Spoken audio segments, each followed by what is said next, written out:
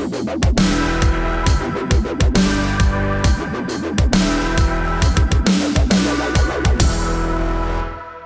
BillWhittle.com members, and I shouldn't have to tell you, but I will again. You are still the best looking and best informed people on the internet, and you keep us on the air, and we love you for that. I'm Steve Green, you know Bill Whittle and Scott Ott, of course. I know I'm not going to start this one over. Hey, look, CNN apparently got busted helping Muslim protesters in Great Britain look even better than before. We've got some video here we can show you. Let's roll that tape.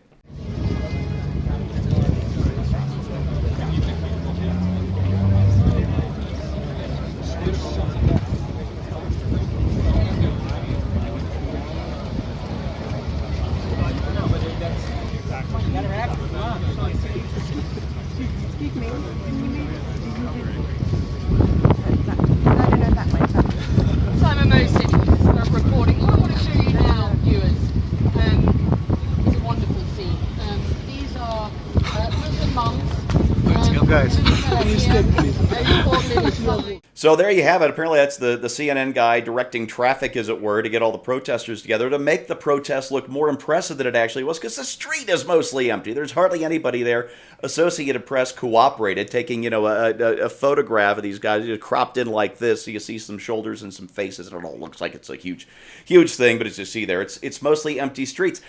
Scott, you're our resident devil's advocate. CNN denies that they did anything wrong. They were just it was the police who were letting the protesters in there. Are you taking their denial at face value? Well, this has always been ridiculous, the stagecraft involved in presenting the news, especially when you hear the news media start to complain about the stagecraft in the Bush administration or something. Sure. They always had this big hullabaloo about how they were planning backgrounds and things like that. But it's getting even more comical in an age when everybody is a TV reporter.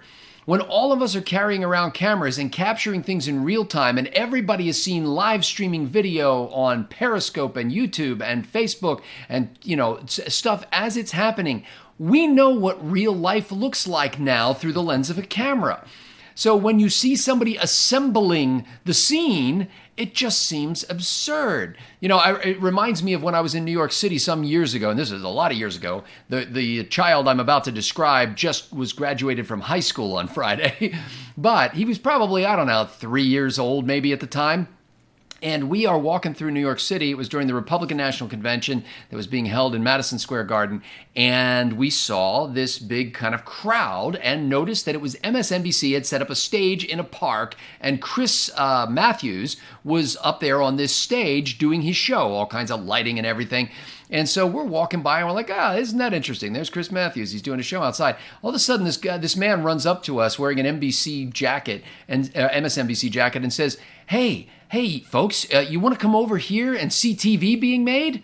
And I looked around at my kids and my wife, and I was like, sure, that sounds like fun. Let's go see TV being made. And he actually ushered us all the way through this crowd and put us right at the rope line. We were right there. And then Chris Matthews came over and stood, probably an arm's length away from me and did this live stand-up with us, like right over his shoulder where we could be seen. And Jonah, my son, who was then like 3 years old, I put on my shoulders so he could see the whole thing. So we're thinking, this is kind of cool. And the shot opened after commercial with a shot of Jonah's face, and then it panned down to me, the dad, holding him and everything. Later on, I realized that we had been used because I looked around us and there was nobody else in the crowd that constituted anything approaching a nuclear family. They were just a bunch of protesters with signs and activists and hippies and all that kind of stuff. So even then, they were trying to stage it to make it look like Chris Matthews had a show that appealed to people beyond the lunatic fringe left-wing progressive base. And this is just another one of, if you could see this all day long, you would realize it's happening every time they go out to shoot something. They are manufacturing the news, sometimes in ways that are benign and sometimes nefarious. Well, Scott, it's a shame that you believe you've been co-opted by CNN, and you'll need to report to camp number 5 for your re-education. Bill, Scott raises a great point here, though. Back in the very early days of blogging, Ken Lane, who was just one of the terrific early bloggers before he got a really bad case of Bush derangement syndrome, came up with the best phrase ever to describe blogging and what we did to CNN and those other news organizations. He said, we can fact check your ass. And of course, it was a guy with his iPhone or whatever recording this and put it on Twitter that exposed CNN for what they've done. Why can't CNN get the point that we're fact checking their ass? They can't get away with this stuff anymore. Well, they're dinosaurs, Steve. They're dinosaurs and they're a dying breed, and they kind of know it. I mean, it's like asking a dinosaur to leap up a tree. It just can't do it. It doesn't have the institutional agility. I think, the bigger issue here, frankly, in my mind, is obviously the manipulation of the news makes us wonder about how many of these other big rallies and all of these nuclear protests during the 80s that were all staged by the Soviets and all of it, all of this astroturfing kind of thing. But I'm in the wake of this London attack, the latest one, is assuming there's not another one between now and when this airs. Not funny. It's not funny.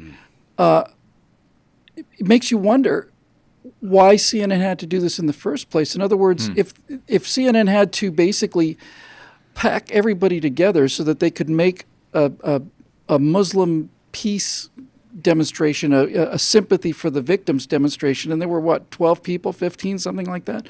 If they had to herd everybody together to make the crowd look bigger, it makes me think, what happened if they had a social engineering experiment and nobody came, right? I mean, what happened? That's a result in itself, though, isn't it? It is. That's my point. So there's two things that stay at issue here. Big issue, societal issue is why aren't there more Muslims out there protesting this thing? That's pretty damning, to be honest with you. And the second thing, really, when I get right down to it, Steve, is who do these people think they are? Who do they think they are? CNN. Who do they think they are that they have to tell us, oh, well, we know that you knuckle-dragging conservatives out there in flyover land will lynch every single Muslim family in America if we don't create some news to placate you. Why can't they just report the news? The reason is self-answering. They don't report the news because they don't trust us. They literally, honest to God, they don't think we can handle the truth. So they're going to make a better truth for us. And that way we won't, do all these horrible things that everybody in the elite media thinks we're capable of, when in point of fact, it's all projection. And it's just another, how many, I guess I'll just say this, how many nails do you think this coffin's going to hold? I mean, Steve, I think the interesting thing about this is if they had covered the news, I'm not saying they would not have covered these peaceful Muslims who were gathering, but they would have showed it just like it was. Here's one here. Here's another couple here. Here's two flowers on the sidewalk. That's news. Yeah, I mean, frankly, the fact that there was, to me, the news is that these brave individuals, even though they weren't in large numbers, showed up and said something, because it's frowned upon in their community. And so it's more interesting to me that a dozen people showed up than that CNN tried to make it look like it was some sort of a mass movement. Yeah, we need that kind of a mass movement in the Muslim world to help us find and get rid of these actual terrorists. We've had some fun at CNN's expense, and what I'm about to say doesn't necessarily apply to this particular case, but I'd like to give the network a little bit of a warning. This case made me think of the famous photograph from World War II of the Marines raising the flag on Mount Suribachi during the Battle of Iwo Jima. It's one of the most famous photographs ever taken in wartime, and of course it was turned into the great statue, the sculpture in Washington, D.C. But what you might not realize is that photograph was kind of staged for propaganda purposes. Some Marines the previous day had gotten a flag up there, and it inspired some of the Marines to fight even harder. It was a horrible battle. But they thought the flag was too small, so the next day, some more Marines and the photographer, whose name escapes me, at the risk of their own lives, go back up the hill to put up a second and even larger flag. That is the photograph that we all know and are inspired by, and it was a huge propaganda win for the United States, not just in winning the battle, but in keeping up the war effort, keeping up our war spirits here at home. Well, when CNN stages something like this, but for the other side, CNN, for the other side, yes, we have a word for that. Don't go there, okay? Yeah. All right, that's that for Right Angle, and this is made possible by the members. You know who you are at BillWhittle.com. Thanks so much. It's our thanks to you, and we'll see you next week.